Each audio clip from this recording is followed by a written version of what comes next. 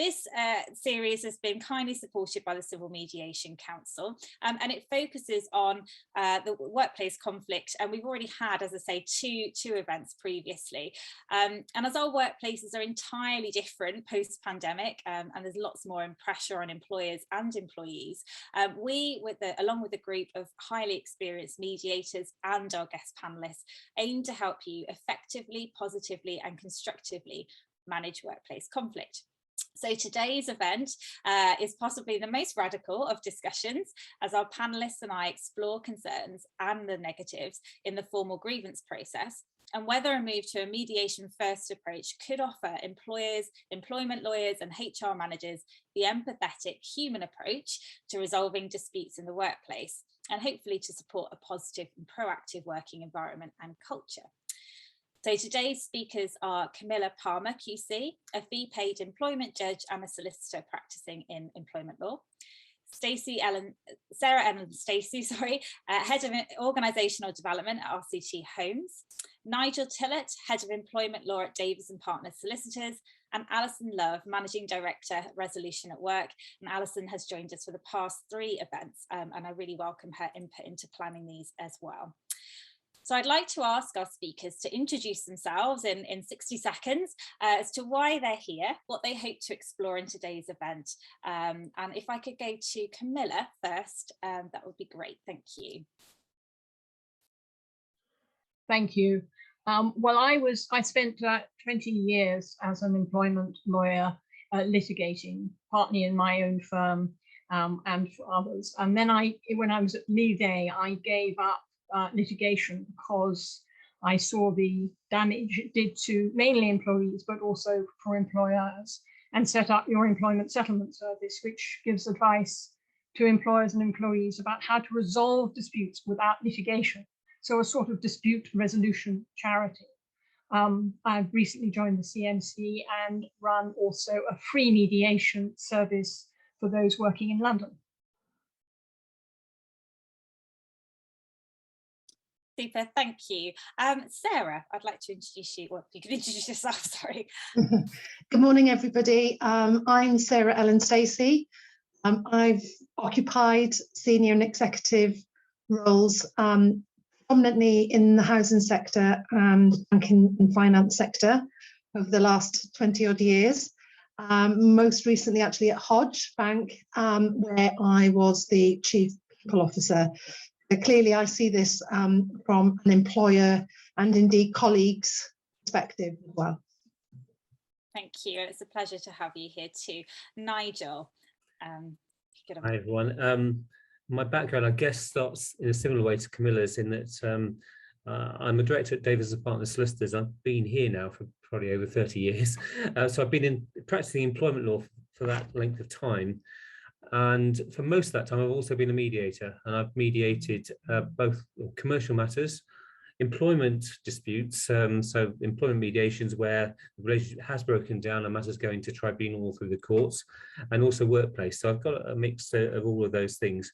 And in my time, I've seen many, many grievances, and I've seen the destruction that they have brought.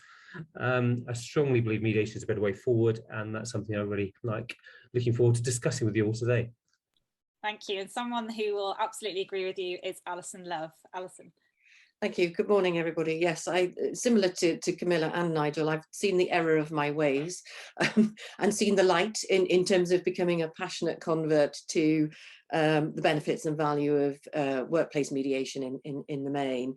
When I trained as a mediator and set up my own mediation practice around 10 years ago, my background prior to that was both in HR and employment law.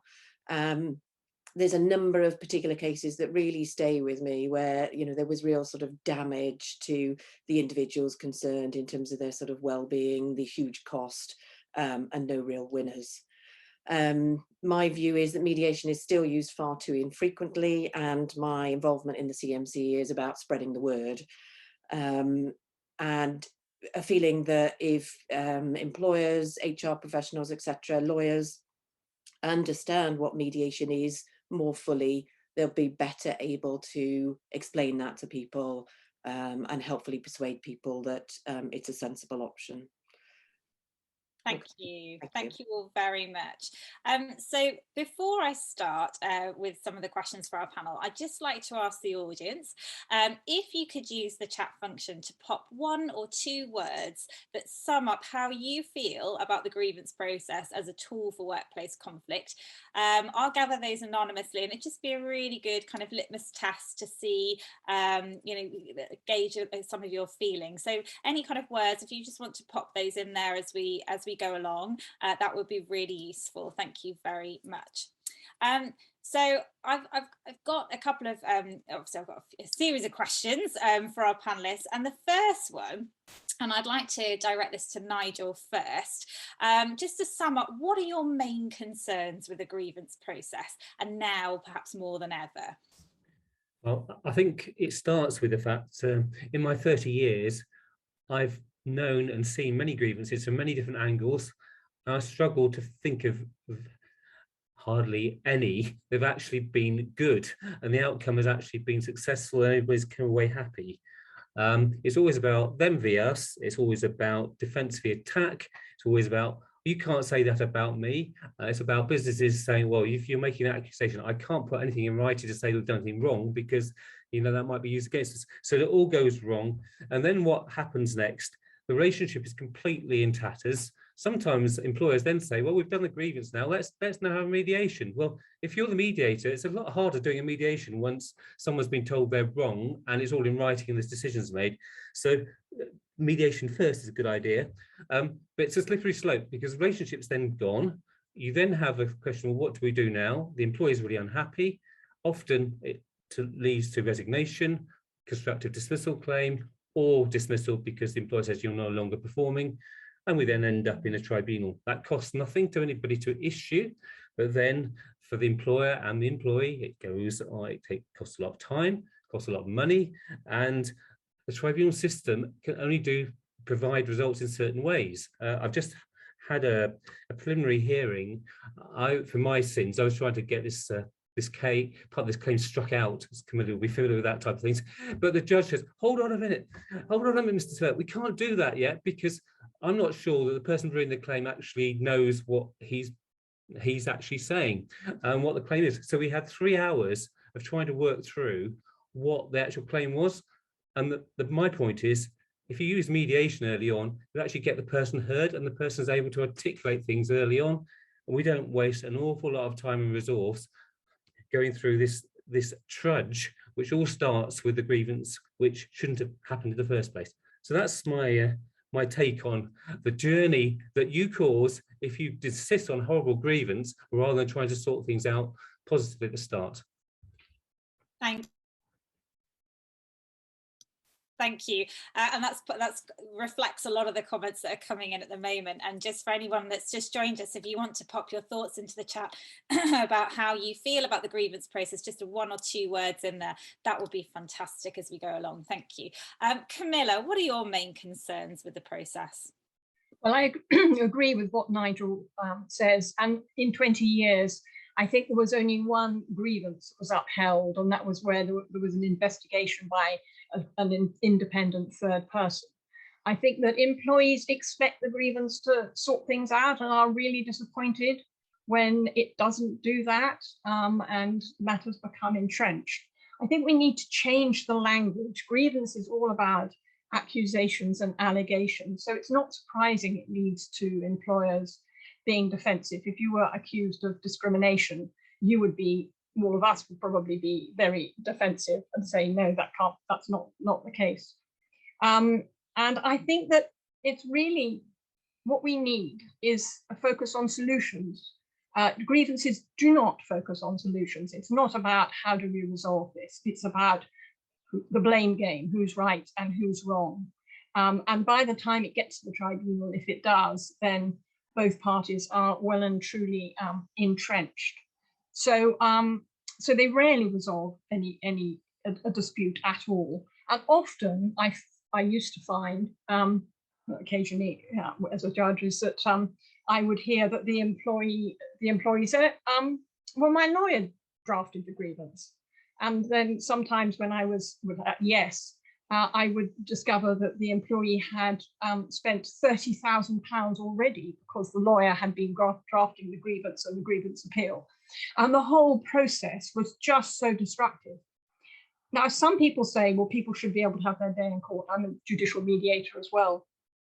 But I do know, and I'm absolutely convinced, that the way we deal with things at Yes, constructive dialogue, it gets a better result for both parties than the grievance process. And that although the parties may say they want their day in court, actually they're very pleased, in my experience of judicial mediations, to have it all over and done with. They're very stressed. They may not be possibly told by their lawyer to say that they want their day in court, but both parties are better off mediating, and that's so. I'm probably in favour of some sort of mandatory mediation, which will probably be quite controversial. Thank you. Alison, I'm sure that the others will have said some of the things that you would like to add, but anything else to add from your perspective? Yeah, no, I agree entirely with all that's been said. I just to share a recent experience, really, which I think illustrates the point really well. I try my hardest not to get involved in any kind of workplace investigations or appeals or anything like that, because I hate it. So I would much rather get involved on the solution focused side, the mediation, conflict coaching, etc. But because of lack of capability or capacity for others, I reluctantly took up an appeal. And there were 2 allegations of bullying that were bullying that were upheld, and also some very critical kind of remarks about management capability and so on. And yet the individual concerned is still not happy and still not satisfied. Trying now to mediate, but as others have said, you know, the relationship is really not good. So not quite sure where that one is going, but that was just by way of illustration, to illustrate a recent example of something I've been involved in. Thank you, Alison. And from an employer's perspective, Sarah? Well, I think I've probably come from both an employer and a colleague's perspective, really, haven't seen it from both ways. But I think the grievance approach is where the process wins over colleague experience for me. And it really hasn't changed much in such a long time, when many other aspects of how we work with and manage and create an environment for our people has changed. I think this is one of the things that's really still very much in the dark ages. And I think the reason for that is that the grievance procedure has a win-lose outcome. One wins, one loses. Whereas actually mediation, when I've used it as an employer, it finds a common ground. And, you know, you get both parties will get something out of it. And that allows people, I think, often to have, you know, sometimes the mirror at them, and they get to see different sides and different positions. And that can be done in a mediation. I think I'm with Camilla completely. In a grievance setup, the language is often very emotive, and I think the tone that can be used is very formal. All of that creates a human experience that doesn't get the outcome either for either the colleague or the employer. Thank you. So moving on to another question now, because that sets the scene really nicely for us. I'd like to turn I'll go to Alison, because we've just heard from Sarah. How can employers then move towards taking a mediation first approach? Okay, so I think you know, one of the first things is to look at your grievance procedure and change the name. Call it a resolution policy rather than a grievance procedure. As Camilla said, I think, you know, the language that we do use is incredibly important, and we as mediators, when we train, learn about the impact of use of sort of language and positively reframing language and so on. So I think that's, you know, an easy first step that organizations can take. And as part of that resolution policy, you have informal conflict resolution at the heart as a first stage in any kind of sort of process.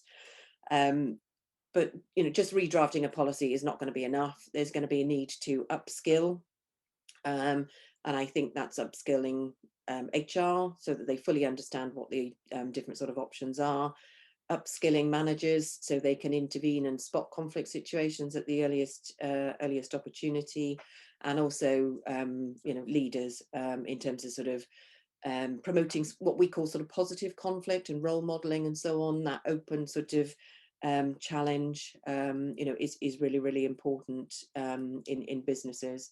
And I think the other thing that I would say is, where you are mediating, use trained mediators. That can be either in-house if you have a large enough organization to accommodate that, or external mediators, and then share the successes. I know sometimes that's difficult because of confidentiality and so on, but the more you can sort of show that this works, demonstrate that this works, the better, and the more likely people are to in the future take up the opportunity for resolving things in different ways. Thank you. And the last two events, we've discussed some of the triggers that might lead to disputes. So the return to work and hybrid working, and those are, have a fair amount of immediacy and urgency about them. So it's a case of perhaps progressing this fairly quickly. And Sarah, what is it you think that from your perspective, employers could do, and perhaps particularly with a sense of urgency? Alison touched upon looking at how you do the dispute resolution piece in-house. I think as an employer, you're always pleased when somebody does have a dispute, they want to go down more of an informal route rather than a formal route, because that can get a better outcome. And what mediation can do, I think, is really play quite an important part in that informal phase. But doing the informal phase in a professional way with trained mediators will really add value. And I think the other thing employers can recognise is there are going to be those occasions when independent mediators really bring some value to the table as well, and then there can be no concerns that bias or prejudged outcomes. And I do think it can sometimes take away the politics that can play out in cases as well. So I would also see how you can bring in that independence and when that fits and when that works for an organisation. Really, it goes back for employers, really need to be asking themselves, when there is a dispute, the way that you do it, is it living the values? And is it living the purpose of your organisation? So many organisations now will talk about their values and their purpose, and you will find that the grievance procedure won't necessarily be in line with the values and the way that you say as an organisation you want to operate. So really take it seriously and have the integrity linked with your values to say, this isn't working. The human experience at the end of it isn't right. Thank you. And that's so important, isn't it? As organisations across the world, I should think, are looking to make themselves more attractive in the recruitment pressures that we all have, and showing that you're doing that from start to finish in terms of your value sets is incredibly important, isn't it? And being able to evidence that. Unfortunately, we always think that disputes are never going to happen, and it's not perhaps worth looking at, but it really is. And so I'm going to come to Nigel now, because some of the barriers, why is this not happening? Why are we not adopting early informal mediation resolution rather than going down the formal process? And what is it you think that employers can do to perhaps, is it employers that should be breaking down these barriers, and what should we do about that? I think the short answer is yes, it is employers that should be breaking down the barriers, because I think to just rely on employees to come up with the solution, you might be wasting a long time, and I don't think it's something that you could expect as an employer. You're responsible, so you need to bring on your business. So what are the barriers? Lack of knowledge, I think, is a big one. A lot of employers, even now, and I've been involved in mediation for 25 years plus, but in the old days, people didn't know what the word, hadn't heard the word. They've heard the word now, but still a bit of a mystery as to what it actually means. And it's some sort of softly sort of thing. So there's a need to get knowledge, and I think the need is amongst management first, because if you don't get the boards supporting it, you've got no chance. HR are becoming more aware, but again, make sure HR are aware, and then employees have got to then have the knowledge. So we've talked about, and I also talked about the processes. So process is really important, and relabeling, but also part of the problem at the moment is I think that too many businesses are process driven. They see a problem, they put it down a particular route, they say, oh, this one's got a problem, must be a grievance. So part of that education is, well, actually, if we go that way, what's going to happen? Could we go another way? And if we go another way, what might happen then? So that's the sort of discussion that we need with the boardrooms, I think, to actually talk, well, how are we going to improve things going forward? Policy is then important, and then getting employees engaged. Once you've actually introduced it, you then need to actually bring it to the employees and say, look, this is our culture, this is what we'd like to do, this is what we want to promote. Anytime you've got a concern and you might be thinking about grievance, what about this? Let's try this particular route. And I think that's the way we actually bring it into the culture and actually make it actually happen. Now, I've got lots of thoughts around training and bringing people involved, but maybe that's something a different question, bit further in. But for now, perhaps that's my answer. Thank you. And it comes back as well, I suppose, supported by something that Sarah said, which is having then that independent mediator to allay, to make sure that the employee isn't concerned that this is they're being shepherded into a process internally. Alison, what are your thoughts?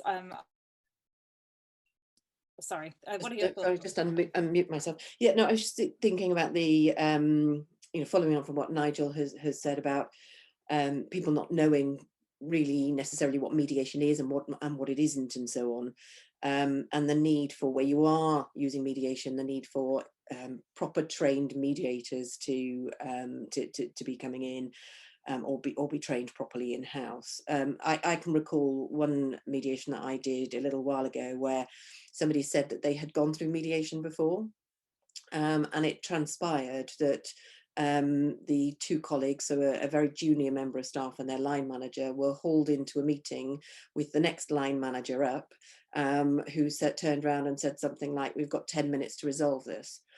So that's what they thought mediation was, and when we were going through it kind of properly, the reflection was, I understand why this didn't work before, and I understand that we need to give it more time, and so on. So I think sometimes people have had a really poor experience of what has been labelled mediation, and it isn't, and that will then put people off going forward for mediation in the future. So it comes back to that, proper educating people to understand precisely what mediation and informal conflict resolution is, and how it needs to be done properly. Thank you. And Sarah, from your perspective, is it a fair assessment that it's employers and perhaps even colleagues that are causing some of the pushback on mediation as a tool? I just think there's a real opportunity, really, thinking positively about it, for all groups to come together. So I think, from employers, the legal profession, and indeed, I guess trained mediators as well, just coming together and really promoting the cause in a movement kind of, there's a movement around engagement a number of years ago, and I like the term movement is what they used, and I think there's an opportunity for everybody to come together and do that. And time is very, very real, I think, now for employers and colleagues, because post-COVID and with what's happening in the world, social justice and certainly well-being and health has become absolutely to the forefront of conversation. And we were talking earlier about how organisations and how it's going to get even more difficult to retain and to attract talent. And the Mercer 21 report this year on talent trends was actually entitled "Winning with Empathy." So I think, throughout the organisation, those moments that matter for colleagues and raising disputes and how disputes are handled will be one of those. having an empathetic and a human approach is going to be really important and key. Thank you. Camilla, is there anything you'd like to add at this stage? I know I've got a question for you in a little bit. Only just to say, I think there are a lot of misconceptions about mediation, which needs dispelling. For example, quite a lot of employers or HR who don't really understand mediation will say, well, the process is to go down the grievance procedure, or during the grievance procedure, well, we're going down the grievance procedure, so you can't possibly mediate. And you can't mediate because we haven't given the outcome of the grievance procedure. So the grievance process is a real blocker for many employers, which I think is quite, it is quite damaging. And the other misconception is when you go to early conciliation, oh, well, we're with ACAS for early conciliation, so we can't mediate. So all the way along, there are some quite substantial blockers to mediation, partly the grievance procedure, which I think is going to need some unpicking. And perhaps something that the mediation movement can help to kind of promote, and you heard it here first. If it does take off, it will take off. I have no doubt about that, because there's so much that can be done. And Allison, we love an example, don't we, and to discuss things in practice. So one of my questions to you is that in some jurisdictions, mediation or informal conflict resolution are mandatory, and so that's the first step in the workplace procedure. So how does this work in practice, and what lessons can we learn from other jurisdictions? Okay, great, thank you. Yeah, so yeah, I've had some slight experience of this in some respects, in that I was lucky enough to go to Australia to do some training on a particular conflict coaching model.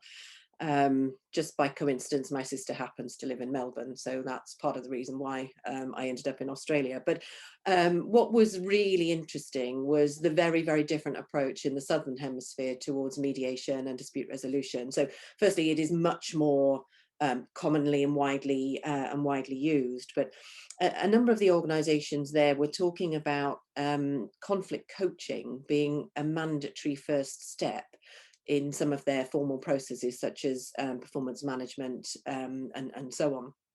And conflict coaching, for those that don't sort of really know about it, is a way of having a one-to-one coaching conversation with somebody to really understand what's been going on underneath the conflict, to sort of unpick the conflict situation and invite people to think about what their respective contributions are towards that situation.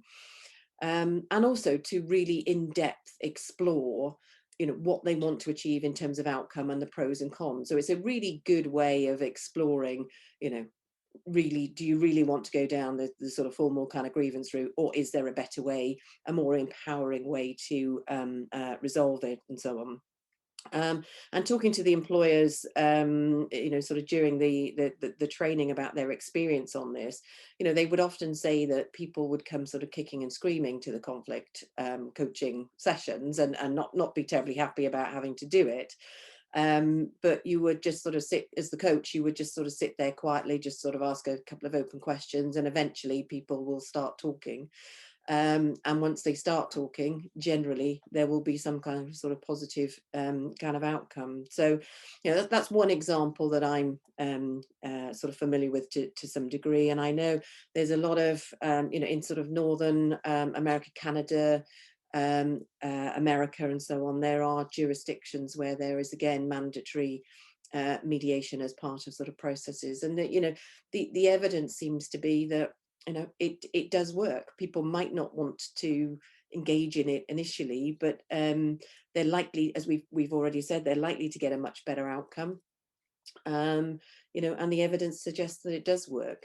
And of course, it doesn't take away people's rights to then pursue their sort of legal sort of rights at a later stage, and so on. So like Camilla, I would be advocating it in some shape or form in the UK in the future as part of our movement. Thank you. And coming to Camilla, the Civil Justice Council has recently concluded that compulsory mediation is lawful and that alternative dispute resolution should be an integral part of a resolution process in legal disputes. So from your point of view, what does this mean for workplace and employment disputes? Well, I think I'll start off with employment disputes because it's easier, I think, to have mandatory mediation there because you have a clearly defined dispute. I think I'm pretty sure what is going to happen is that in all civil disputes, mediation will be embedded, not just at the beginning or the middle or towards the end, but at all stages. And this is clearly what the head of the civil courts is thinking. So I think it's going to happen. And he's also, as we all would agree, so it shouldn't be alternative dispute resolution. It should be dispute. It's not alternative. It needs to be the norm. And a lot of people write and say that the ACAS, early conciliation, is a form of mediation. I mean, I'm not sure really it is a form of mediation. It's conciliation, but mediation is obviously very different because usually it's a day, over a day, and the mediator spends a lot of time discussing it with both parties. So I think that it may be the answer is at the early conciliation stage there is referral to proper mediation, but I don't think early conciliation is that. And it doesn't mean, as Allison says, that it's barring. If it was mandatory, it would be barring the employee from bringing a claim if it doesn't settle. Then there will be a hearing. But what the courts are now thinking is those should be the exceptions. And I'm a judicial mediator, and I've done a lot of mediations, they're all voluntary at the moment. But you can easily start with the employee saying, I want my day in court, really. I don't really want to mediate. But by the end of the day, both parties are pleased that the settlement has been reached. And then you do find that, generally the employee, it's very stressful process, litigation. I think, so I think there will be, and there's a pilot in West Midlands of mandatory mediation. In terms of workplace, I think it's slightly more tricky. I mean, I would replace grievance with a written concern or something similar, and a process. But actually to mandate that all employers should use mediation if there's a workplace dispute, I think that's harder to achieve. But you can achieve it in a different sort of way, which is replacing the grievance procedure with the okay, let's look at raising a formal concern, and then there should be a process whereby the employer can look at the solutions. So I think that would be a better way possibly of doing that. I can see hands up. Yes, thank you very much. Nigel, you had your hand up first, sorry. Yeah, I was really interested in what was being said about when you introduce compulsory mediation within the employment mediation setting, once the claim has been brought. And I agree entirely with what Camilla is saying about ACAS and the early conciliation process. And I know we've got at least one ACAS person on today's meeting, so perhaps we can have some input there. But the reality is that that is not mediation in any shape or form. It is the mediators, the ACAS conciliators are very busy people, and largely they cannot get involved in the detail of the cases. They really don't get involved, and often one party or another just uses it as a post box to say, well, we've done this, we just want a certificate so we can go to tribunal. So at the moment it is nothing like mediation. I personally think it would be really good to actually have mediation introduced at that type of stage, because at the moment we have judicial mediations, but they're much later down, and they're only really in discrimination cases, which means an awful lot of cases don't get the chance of mediation at all. So by the time we get there, we've already incurred lots of time and costs. So earlier, at the early conciliation stage, for me, would be a really good time, or at least just after issue, the proceedings. Yeah, thank you. And a lot of the comments in the chat about some of the feelings that our audience members have about the grievance process, time consuming, has come up time and time again. So Alison, just before I come back to Camilla, Camilla directly respond. Yeah, thank you. Yes, I just wanted to say that in fact it isn't only discrimination cases which are subject of judicial mediation. In many tribunals, it's cases which last 3 days or more, or sometimes where the employee is still employed and the tribunal thinks that mediation is a much better way forward than a fight. So it's quite flexible, and I think it possibly will change, but it's certainly not limited to discrimination cases. Thank you for clarifying. Alison. Yeah, I just wanted to come back in relation to the position in relation to workplace mediation, really. I appreciate that it is more of a challenge and more difficult. I just wanted to share an example of a client that I worked with some time ago who introduced conflict coaching as an initial stage in their dignity at work policy. And that was used to, if you like, sort of triage cases and to discuss cases in detail prior to it going off potentially down a formal route via a grievance process. And what they found was that actually it reduced significantly the number of cases that did then proceed to a grievance process. So I think there is something that can be done in terms of an informal state, a mandatory informal stage in a process. And I know it should already be written into kind of policies and so on. And I think to support that, it does come back still to this need of, better training, better education for the people that are administering those sort of policies, so that they have the skill set to do that. And I know that's a bit difficult to mandate, but I think that's where maybe we can start. Thank you. And Sarah, is there anything you would like to join in the debate here? Yeah, I mean, what I'm reflecting on is how transferable the skills are in conflict mediation. So, this kind of coaching capability that will play through in that. It's just very relevant in a leader's kind of toolkit on a day-to-day basis. So I think what I would be, I guess, urging employers is to say, what role does this have from a skills development perspective in your leadership, programs and support, because it's very transferable and it will bring some benefit beyond mediation, just day-to-day leadership piece. So that's something I think is something that we could do more of. As HR leaders, thinking what role does it have to play in leadership that you help build in organisations. Thank you. So in terms of maybe then looking at a bit more of a strategic approach, Alison, how can employers then adopt a strategic approach to informal conflict resolution so that it's at the heart of all workplace processes and to ditch the grievance procedure for good, perhaps starting from an employer point of view rather than, from getting employers to do it rather than having it as a top-down mandate almost? I think we've touched on a lot of this, really. I think, we talked about sort of changing the language and so on, which I think is important. And then I think, for me, it is around that education piece. As Sarah said, you've got to get the sort of top leaders on board. One of my kind of mantras is that, conflict resolution skills are a management skill that every manager and leader should have. So I think that's a sort of place to start. And as I said before, really role modeling the right kind of behaviors and so on.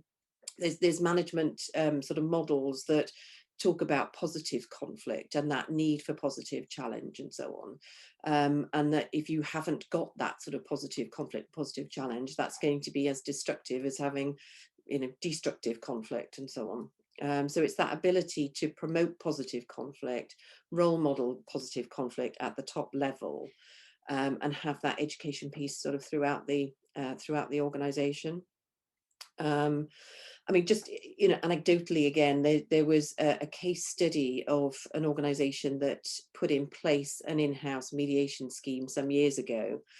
And what they found was that actually empowered employees to have the skills to resolve their own conflicts and disputes and differences and so on, and recognise that they have a responsibility to do that, rather than the classic, I'm going to take it to HR and they should resolve my problem for me. So, you know, I think that strategic approach should go through the whole organisation, so that everybody, you know, understands that they have a particular role to play, and they have the skill set to do it. Thank you. And Nigel, employers are always looking for the business case for things as well. I mean, from your perspective, what would you say to them? Well, that often comes down to money.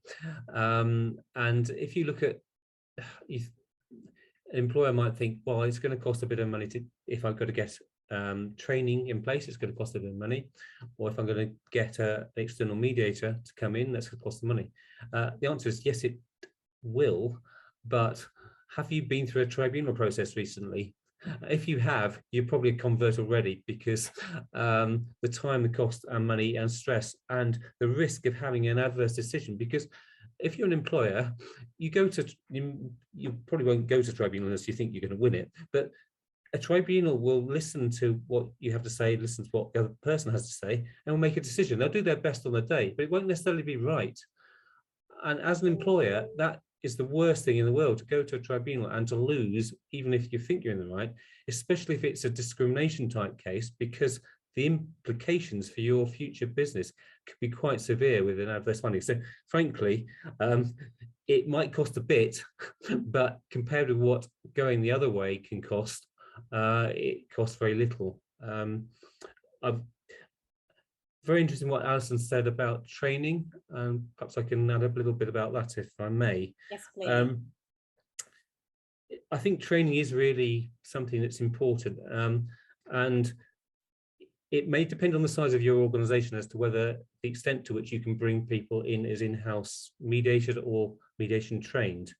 And if it's a small organisation, the reality is that once it comes to mediation, you're likely to have to go out external, because if people who are the mediators know the individuals very well, there's almost too much conflict already starting.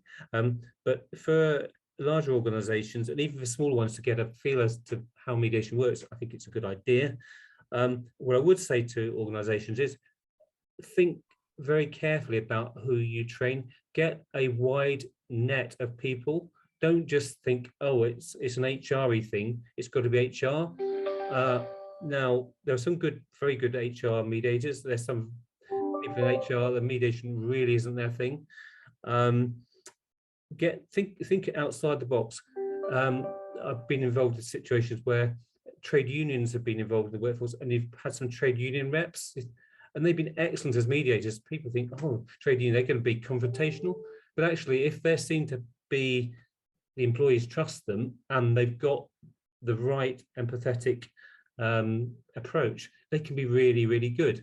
But get people outside of the norm, because as Allison is saying, you then get other people in other parts of the business saying, well, what about this, or how, or even using the mediation techniques to get things sorted. So think widely about it, and then when you have your cases that do need to mediate, think very carefully about who you appoint. It can't be that close to it. Should be a different department. Does it need to be external because of the issues? And will the person you're appointing, what are the issues going to come up? Will they need a line to senior authority to actually get things done that might need doing? Or is it just a question of between people? So it's all about thinking through, it's all about being strategic, which hopefully employers do all the time, and they'll be really up for that type of thing. So that's my take on training. I think it's very important. Absolutely, thank you very much. Just before I come to the final question for our panel, I wondered if anyone in the audience would like to ask a question, or perhaps give some feedback or comments to our panelists. I've actually had one just come in through a direct message, so I'll read that out if that's okay. So does mandatory mediation undermine one of the core aspects of mediation? Namely, does it remove the freedom of choice to enter and participate? Who would like to pick up on that one first?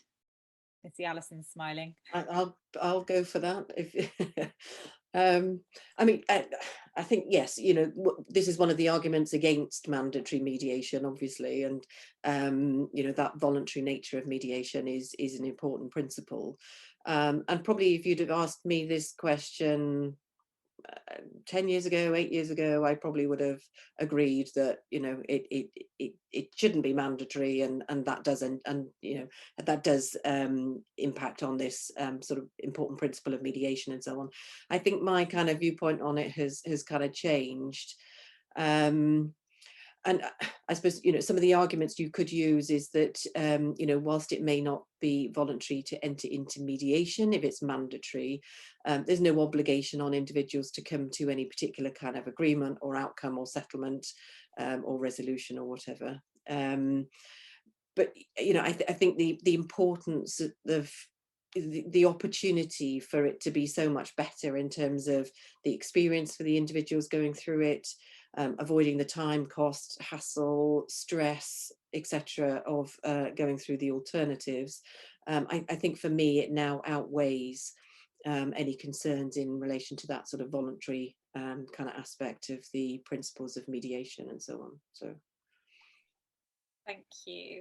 I've got a point here which I suspect Sarah might want to come in on again on this, but we've got a couple of concerns about the idea of using in-house mediators, and there's the perception that of bias or leakage of information, and perhaps you know, is it not best, if unless cost prohibits, for organisations to buddy up with other organisations so that they could mediate mediate between each other? I don't know, I put my teeth back in today. But Sarah, we talked about this offline yesterday, didn't we, when we were prepping for the event? Have you got some thoughts on that, please? There's just an opportunity, I think, to generally be creative in this area. I think there will be times when in-house mediation will be right for that situation. Fundamentally, you know, it is going to be based upon trust, so success will be dependent upon how much that mediator is trusted and seen to have not prejudged the outcome. It's definitely an opportunity, I think, to partner with broader mediators from other employers that you can partner with, or indeed through external, you know, such as Allison and her team. But I think the starting position is to really understand the case you're wanting into, what is the nature of the concerns raised and the disputes raised, and to understand what options are available for you and which would fit best. I think it plays into a broader opportunity, which is when employers are rethinking the way they have a procedure, process, or let's put it, experience around dispute resolution and concerns, where are they bringing colleagues in to help form and shape their approach? So I think there's a real opportunity to ask colleagues what would work for them, how, you know, what would that experience look like, what support would they welcome, and what role does independent mediation have in that? So I do think it doesn't necessarily have to come in terms of redesigning these procedures, has to be top down. I'd encourage, where possible, to include colleagues in helping to shape and design approach going forward. Thank you. And that brings us on really to my last question for all of you, and it's almost to kind of summarize some of the quick wins. So what do we recommend going forwards, and what needs to change so that we can all win with empathy for either our clients, our employees, and our colleagues? And Camilla, I'd like to ask you first, please. Well, I'd replace the grievance process with a dispute resolution one and change the language. I think the focus should always be on solutions, not who's to blame. It's never easy to decide who is actually to blame. strap line for your employment settlement service is life too short to litigate. And I think, that applies to both employees and employers. One problem I see, though, is for in the employment disputes is litigants in person often say, well, we can't mediate because we don't understand what the strength of our claim, we don't understand what we might get out of it. So I think there needs to be some support or advice for litigants in person. But really, I think the major thing which is needed is education about dispute resolution, and really that's possibly down to the CMC to get it out there what it is. And that is my reason for going with mandatory mediation. It means that the parties do at least understand what mediation is. Whereas if you make it voluntary, they just say no. And I have seen too many people who say, well, I didn't know really what it is, so I didn't agree to judicial mediation. And I think that is a key point about mandatory mediation. So those are my asks. Thank you very much. And that's such a shame to hear, isn't it, that the people weren't aware, and it's something that we can all hopefully try and change. And certainly we'll be sharing as many resources as we can alongside the recordings of this series. Nigel, I'd like to ask you now. Okay, I mean, I think what Camilla said is true, and very much what I wanted to emphasise. It's all about lack of knowledge, and it's all about getting into the boardrooms and getting people fully aware. And actually, they need to spend a bit of time to understand what it means if you don't use this method, and what the tribunal process, etc., is like, what it means for you as an employer, what's going to cost in terms of time and resource, and the diversion from other opportunities. So I think that's the key thing. In terms of compulsory, in many other jurisdictions now, we're finding that, say, through the county court, high court, there are cost penalties if you don't mediate. So it's not quite compulsory, but it's pretty well compulsory. The tribunal regime is open to all at no cost, which I think is a bit of a challenge. It would be quite good if one had some sort of cost penalty if people didn't agree to mediate at some point in the process, from my perspective anyway. I think it's more difficult within the workplace. I think it should always be offered. It should always be the first thing for employers to say, look, have you thought about this? Have you thought about the advantages? But I would say a lot of time people say, I don't like to be forced, but the reality is you sit down with them and say, well, if you say, well, you're here anyway, so you might as well participate, see what happens. Amazing how often they do. So, I'm undecided in terms of workplace and compulsory, but it's not all bad. I think it should be seriously considered. Thank you. And Sarah, if you, I'm sure RCT has a very similar approach to our, some of the things that have been discussed today, but if you had a new client, a new employer, and you were persuading them, what would your kind of key takeaways be for this event and for them? I think probably on RCT, it's a little while ago, so I won't claim for them. I don't think I probably got right for them. Sorry. But what I would say is that organisations, both before, certainly since COVID, have been really questioning their values and their purpose, and that is mattering. That's really what colleagues and employees will get kind of engaged around. So I would be recommending and suggesting, look at those values, understand what that means in terms of the experience that you want your colleagues to have, and how is that experience currently, and what do you want to change about that when they have concerns and when they have disputes. A really healthy culture is one where people can raise things when things are going wrong, and it's not, things aren't right as much as when they are. So look at those values, really build this into leadership training and capability training across all groups, not just HR. And then really, think around the language that you're using aligned, as I said, very much to what the values of the organisation are. Thank you so much. Thank you. And just before I come to Allison, I've had a message in the chat from a family solicitor saying that those who need to mediate the most are often unwilling to listen about mediation, and agrees wholeheartedly with Camilla that they need to have maybe the choice removed and to experience the mediation process. So it's a massive learning curve, and I'm sure there's lots of other people that who would agree with that. Allison, I'll ask you to summarise your key points, and then I'll push you back to myself before we go on to an end, if that's okay. Thank you. Yeah, I just wanted to sort of slightly follow on from what Sarah was saying there. Really, I think we've sort of touched on this in some of the comments that we've all made, but in terms of the cost of going through the sort of formal processes and the legal processes, there's the huge financial cost, but there's also the significant cost in terms of, or adverse impact on people's well-being.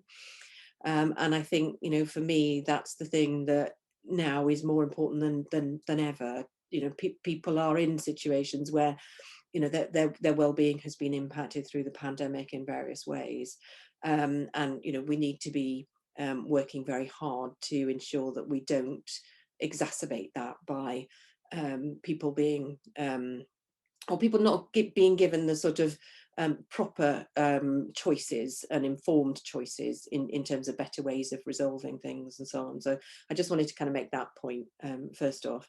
I think in terms of my kind of takeaway kind of going forward, it you know, it follows on again, it's education, and I would say education, conflict resolution mediation training should be compulsory as part of the sort of CIPD qualification route. And also, I think for law students, I know some universities are doing it, but from my own kind of background in terms of employment law, I look back now and wish I had known then what I know now about the way that people react and respond in kind of conflict situations, and the sort of the psychological kind of aspects of it and so on, because I would have much better understood why people were reacting and responding in the ways that they were as an employment lawyer than I did at the time. So I think some compulsory training for law students and CIPD students would be a good place to start. Absolutely, thank you. And I just wanted to thank all of our panelists before I hand back over to Allison for their fantastic insight and for being very bold as well with the comments. And I think, you know, if you reflect on the last three sessions, we've got more to come, obviously one in January. We'll be posting lots of resources. And when I first started this series and spoke to Allison and some of her colleagues at the CMC, I was sold anyway, but I'm particularly proud of this series and how it's going, and I'm thank you all for joining us too, and I hope to see you all in January, and thanks also to the Civil Mediation Council, which I'd like Allison to explain a little bit more about just before we close for the day, actually. Thank you. Thank you.